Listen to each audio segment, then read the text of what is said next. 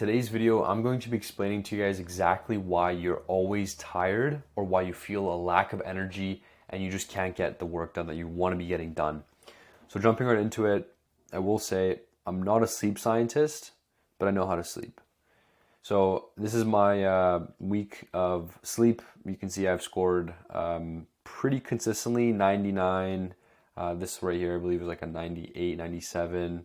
So my week ahead this past week has been 93 average, with average resting heart rate 44. Training's been a little bit higher.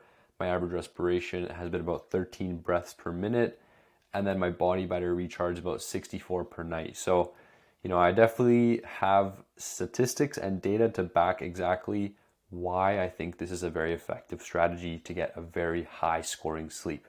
So first and foremost, we got the 10-3-2-1-0 rule.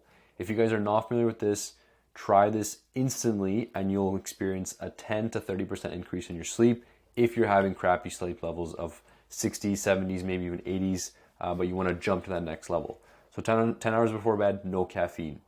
3 hours before bed, no food. You don't want to be mixing your insulin release with your melatonin release and just combining the two and then having a crappy sleep cycle. It's just not a good mix. I would highly recommend 2 to 3 hours before bed.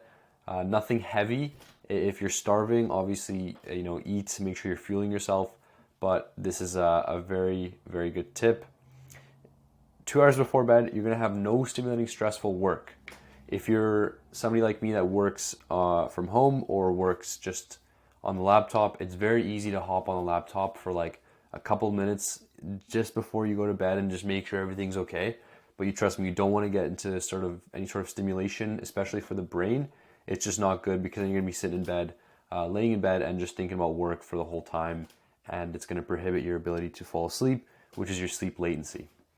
So then 1 hour before bed, you don't want any screens. You want to be getting into dark exposure just as much as you want light exposure in the morning. Dark exposure is equally as important. So 1 hour before bed, no screens, and then 0 is the amount of times you hit the snooze button.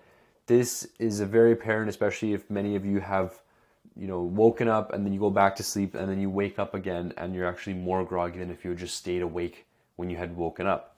So 0, this is the 10-3-2-1-0 rule. Highly, highly effective if you don't want any items to pay for. But if you are somebody that has the budget and the affordability for gadgets, here are some sleep essentials. So either the Garmin for advanced sleep tracking or the Oura Ring. I have both. I personally prefer the Garmin, but the Oura Ring is just as good if you don't want anything on the wrist.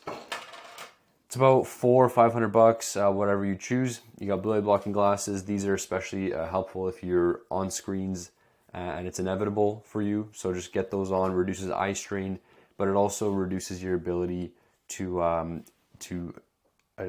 allow blue light into your eyes just before bed. So it's kind of telling your body that there's no sunlight to be awoken to.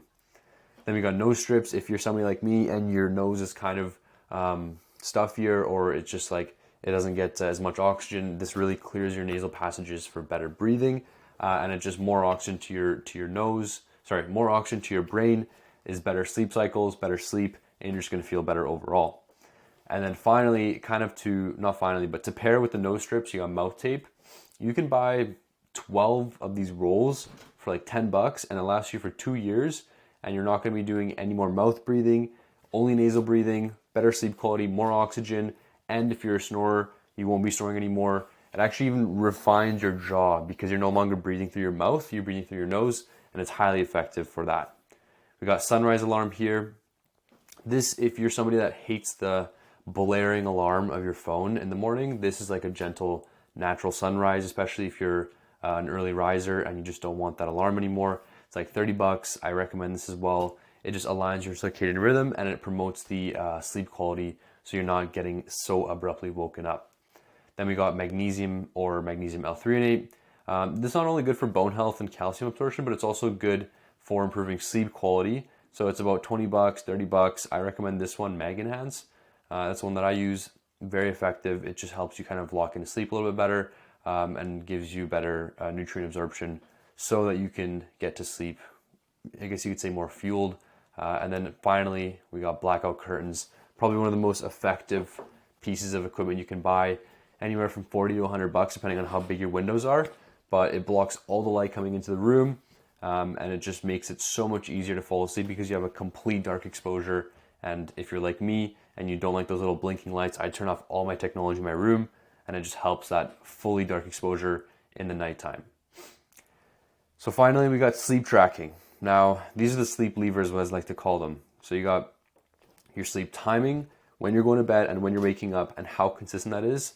Your sleep latency, how easily you can jump into sleep, whether that's like 1 minute or if you're rolling out of bed for 1 hour. These are things that are going to affect your sleep score.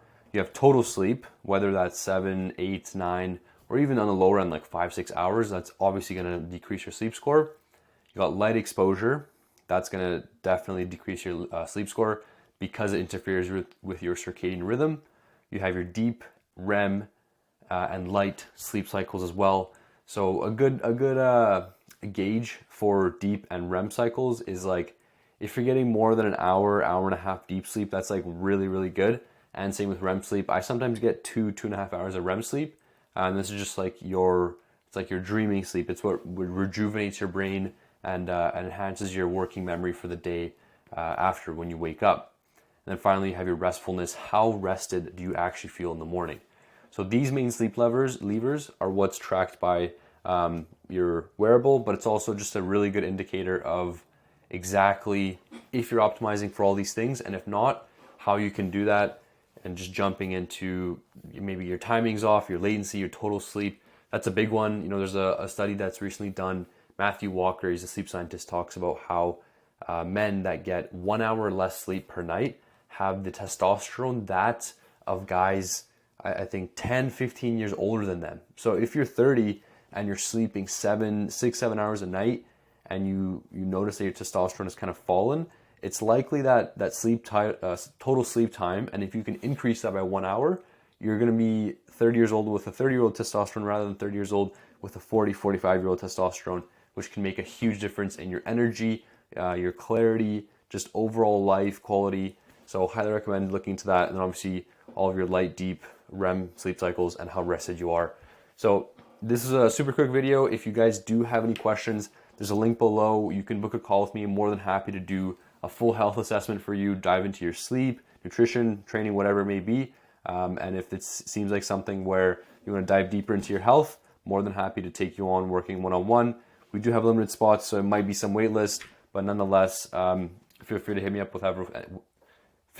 me up whenever with any questions you might have.